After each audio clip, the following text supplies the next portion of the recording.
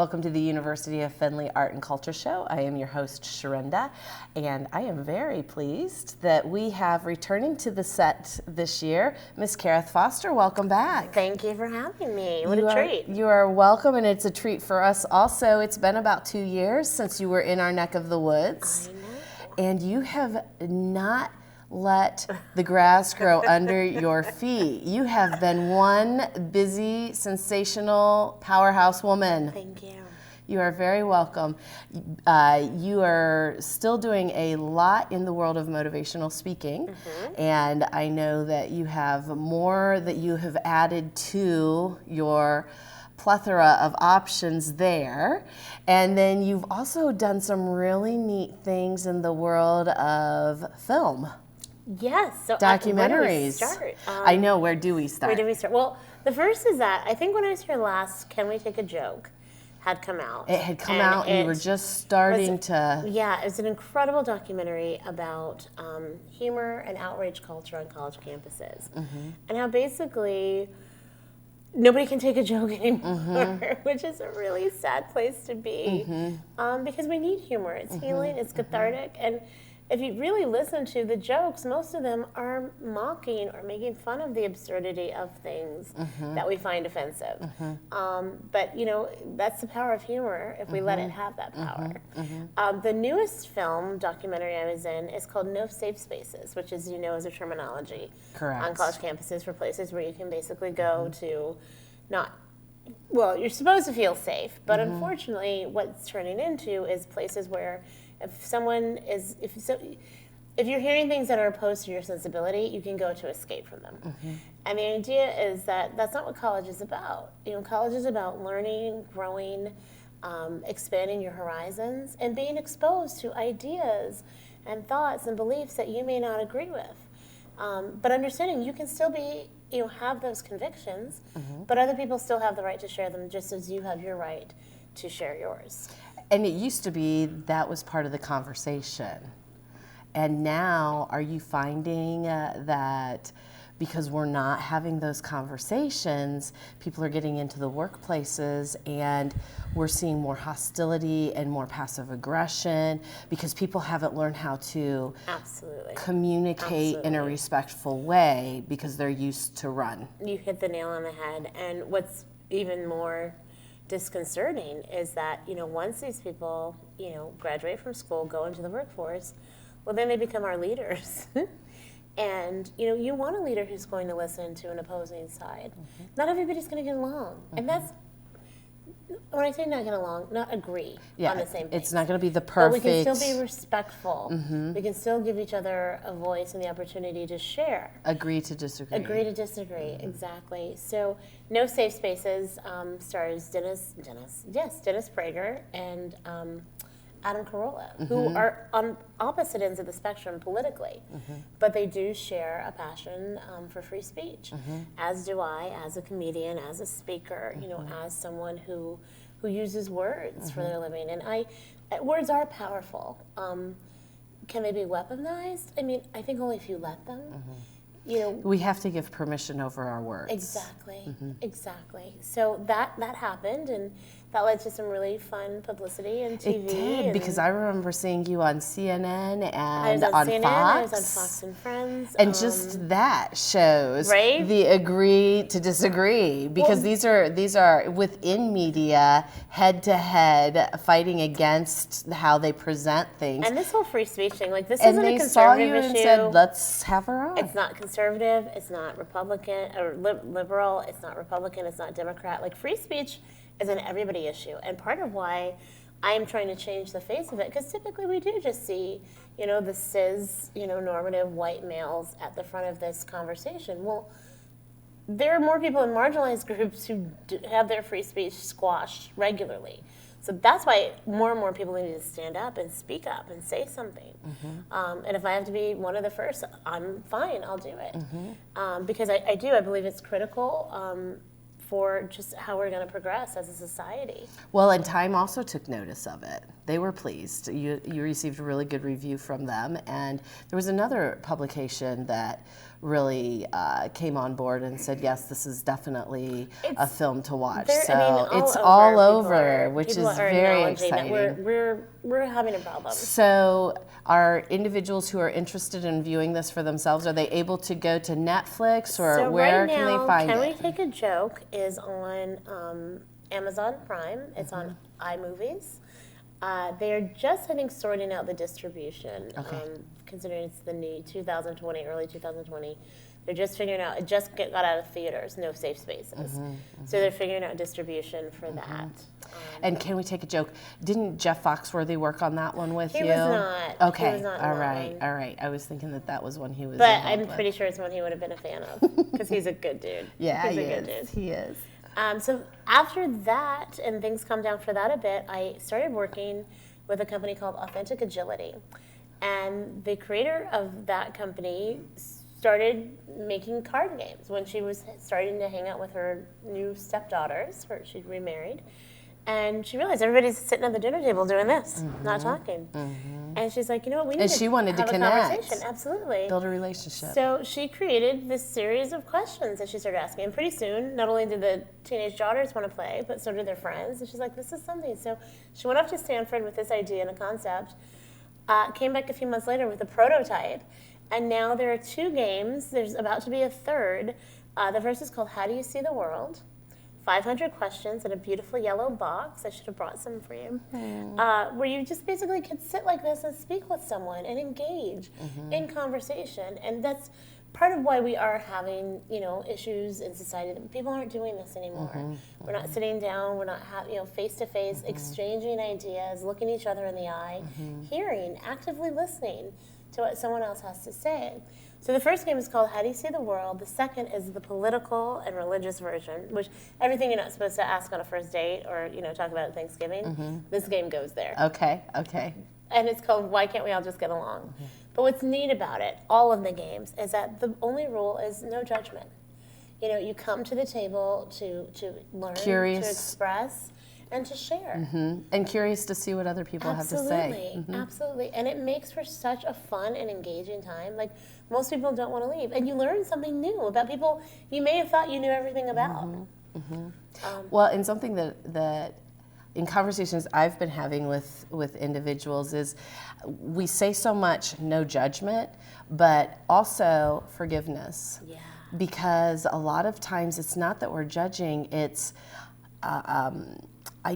I don't agree with, I don't understand, but I'm going to give myself permission to forgive me for not getting it, or forgive that person for maybe seeing it from a totally different, that I really do not agree with, but I'm just going to internally forgive them. And because then I'm not judging them if I'm focusing on seeing what they say, hearing it, okay, and I can move on.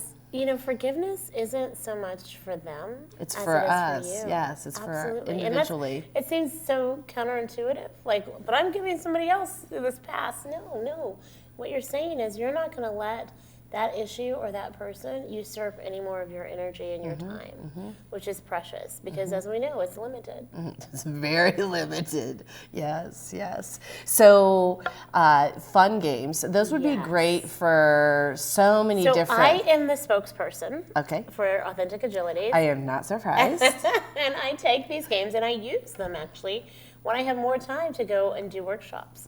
Because, as soon as her name is Kathy Cranberg and I met, she's heard what I had to say. She's like, this is right up your alley. We became the best of friends. And she's like, you go and do the media on this. Use this as a tool for the work that you're doing, and let's just get the word out there. And so that's what we're doing. And it's really enjoyable. And like I said, people who play, whether it's at a school or at a corporation, they really enjoy themselves. Well, and I'm thinking, wine groups are so popular right now. Even to get together with a glass of wine with your friends who, as you had said before, you think because you have same interests. There's something in common that's brought you together, that you have that safe space already. But what a fun conversation piece. Absolutely. So how would someone, in the marketing that you're doing, are those available online? So absolutely. You can actually go to Amazon.com, which I think almost everybody knows about Amazon. They don't need a commercial from me. But Authentic Agility Games does, and the games. And if you put in the code Karith, Karith 25, you get 25% off. Oh, wow. That's a deal. That is a deal. That's great. And they're not super expensive. I mean, I think the cards are like $29.99. So, but it's still worth it. Yeah. I mean, it's still worth it with the conversation. And they're doing right now the version they're working on is one for like kids, because kids need to have these conversations too with each And other. to feel safe. And absolutely. Wonderful. Yeah, it'd be great to see those in curriculum, especially with your 4th, 5th, and 6th graders, because that's you're the big wigs from 1st, 2nd, 3rd, kindergarten, but the whole world's ahead of you. It's kind of scary, but yet all of a sudden you're starting to figure out my normal isn't everyone's normal, and am I safe to talk about it? Is this okay? So, yeah, wonderful. And then you are also active on the speaker circuit still. Very much so. And you have some programs, one in particular that I'm really curious about. And it sounds like it goes along also with the cards and the theme of the cards, but it's more specific to individual, and that is you can be perfect, ... or you can be happy. And I was reading over that material before you arrived, and one of my students genuinely said, well, why can't you be perfect and happy? Sincerely. Awesome. I hope they're coming to see the presentation. And you know what? That's a great question. But here's the reality. You know, I can't. The idea came from someone saying those words to me when I was really struggling with something very personal. I was a new mom. I was stressed. I was beating myself up. And she said, look, Karith, you can be perfect or you can be happy. The choice is yours.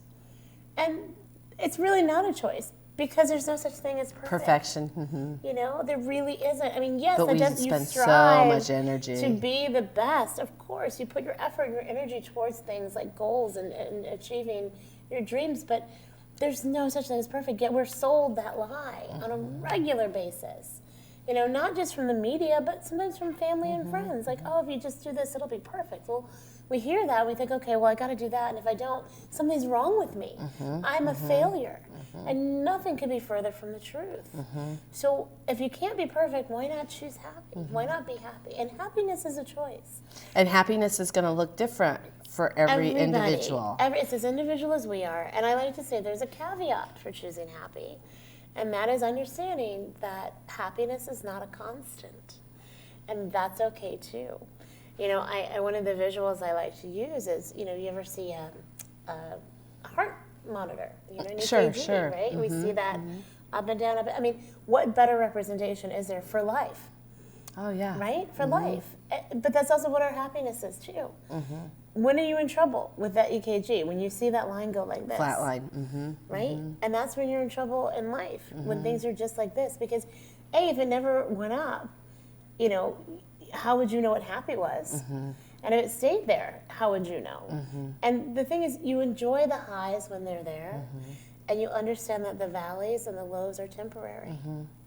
And that's one of the lessons that I like to impart.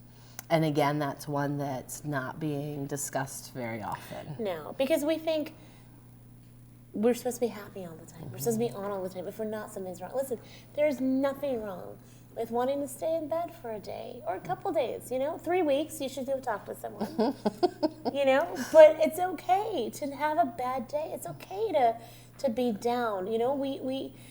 That doesn't mean you have to also just immediately go on medication. I'm not saying anything against it for people who do desperately need it, but, you know, don't be tricked into thinking that something's wrong with you because you're having a bad period.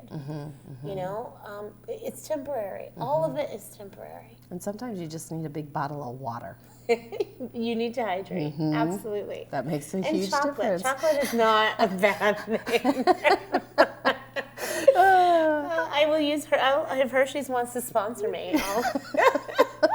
Any of the product, I'm sure. Yeah. Really, Cadbury, Godiva. Let's not, you know, single one out. Yes. So something that we talked about when you were here before, and I'd love to go back and touch on it. And that is that you're a CEO of your own company, I am. your own foundation. Yes. And so let's talk about that, because that was the beginning of where things have evolved and grown into and are continuing to grow. But it's always nice to go back to the foundation and revisit that. Right. And for our viewers, we may have some new ones that weren't part of that first interview. And so I would love to touch on that a little bit. Sure. So in 2016, actually, I was at the museum in Washington, D.C., RIP Museum. It's sadly been closed. But I was there promoting the film, Can We Take a Joke? And I had people approach me from actually the Charles Koch Institute. And they said, we really like what you're doing. And we think that this could be something, like more than just what you're doing. Like, we'd love to give you support to help make it a national set of programming, because we think you can impact people's lives across the country. And you definitely do that. And I said, okay, what do I need to do? And they said, well, being a nonprofit is definitely helpful, and that way other people can help you as well with your mission. And so I did it. It's one of those, part of the Perfect or Happy, I call it getting back to the basics. And the last S is say yes.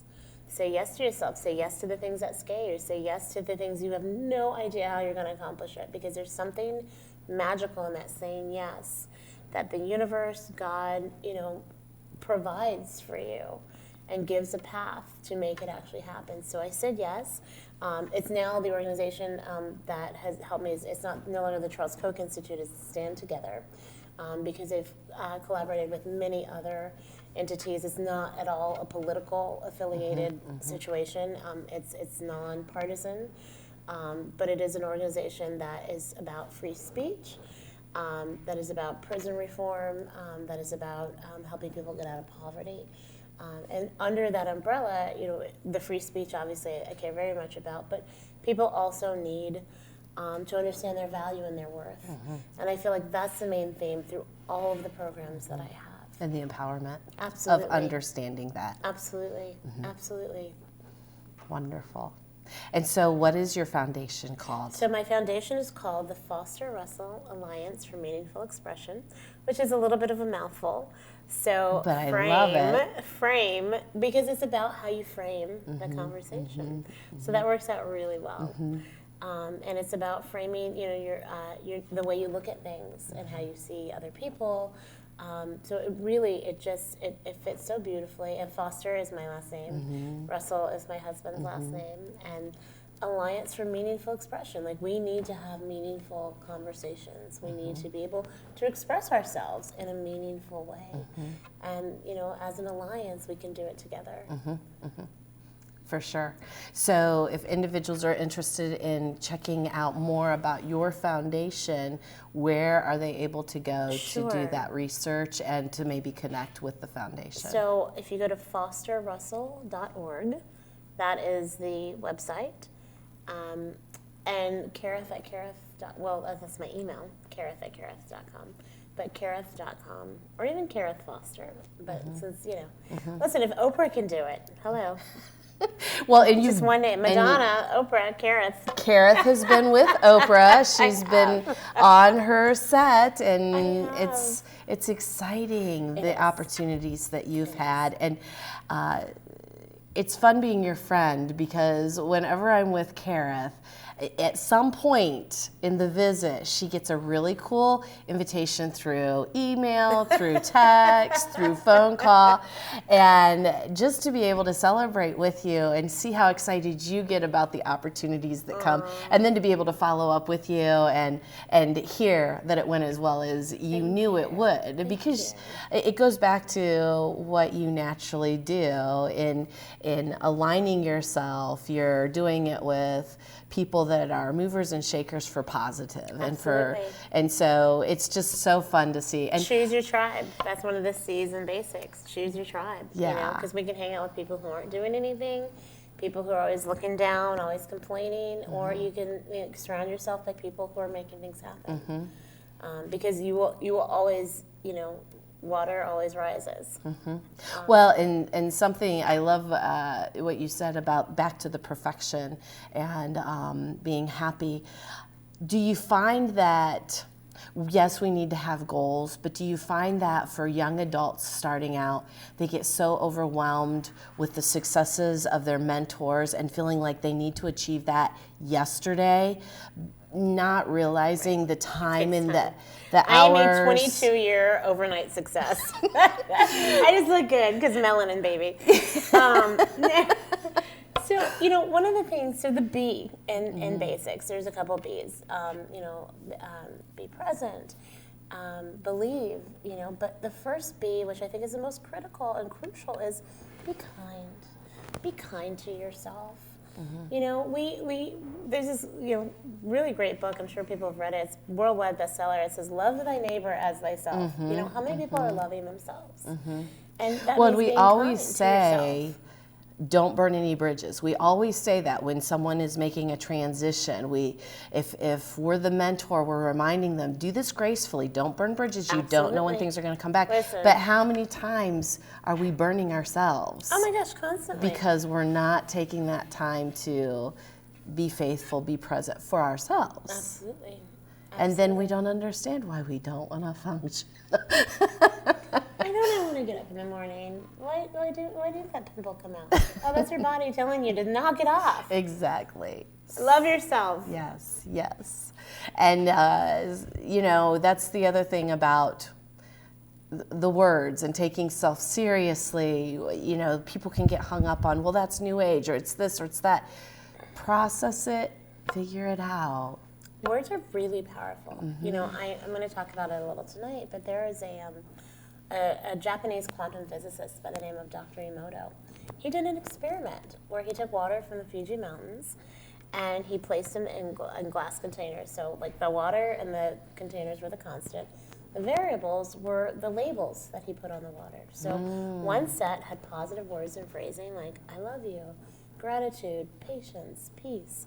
And the other set had negative words and phrasing like anger, war, I hate you, jealousy. And he froze these jars with the water, and then under a special microscope, he looked at them. And the water that had the beautiful words and phrases, like, what the pictures he saw was like snowflakes, like these beautiful, gorgeous pieces of art, right? And the jars that had the negative words and phrasing under, when he looked in the microscope, it looked like a disease or a bacteria, right? Which is how powerful are words? But then you think about it, you're like, wait a second, what are we mostly? Water. Yeah. So when we're saying something awful to somebody else, or back to ourselves. Back to yourselves, even more importantly, what are you doing? What are you doing to yourself? You're not even thinking about. The damage. Yeah. And then that's more to process. Actually, that he has a book. It's called Hidden Messages in Water. If people want to actually, it's this yay big. Yeah. But it's when I read that it, sounds it like a just movie touched waiting me. to happen. I know, right? Yeah, I definitely see something there. But it should be your life waiting to happen. Absolutely. And happening. And we need reminders. And that's the whole thing. Like, don't beat yourself up. Like, we're gonna slip. Nobody's perfect, which is like the good news and the bad news. But it's the good news. Like, we're perfect in our imperfection. Wonderful. Well, thank you so much for being here today and for sharing all of the wonderful things that are continuing to happen and transpire and evolve. Thank you. I look forward to hosting you again in the future and celebrating more that will empower others and individually ourselves to be that positive and to be that engagement that helps empower the positive. Yeah. I appreciate that. And we appreciate you tuning in. We look forward to seeing you the next time on the University of Findlay Art and Culture Show. Until then, be well.